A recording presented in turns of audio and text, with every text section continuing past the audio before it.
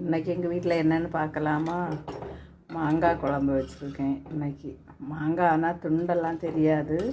அது வந்து நல்லா வெந்துட்டு பார்த்திங்களா, நல்லா வெந்து இதாகிட்டு மாங்காய் குழம்பு. அப்புறம் வந்து சாம்பார், இது நேற்றைக்கு வச்ச சாம்பார் வச்சுருக்கேன். இப்போ வந்து சாப்பிட்றதுக்கு ரெடி ஆயாச்சு. வந்து கொலிசாலா அப்படி உருண்டுக்கிட்டு இருக்கும். இந்த மீன் வந்து குழம்பு வச்சா எல்லாருக்குமே பிடிக்காது, அதனால் வறுத்து வச்சுருக்கேன். அப்புறம் சாப்பாடு சாப்பிட போகிறேன். ஊறுகாய் வச்சாச்சு. மீன் எடுத்துக்கிட்டேன்.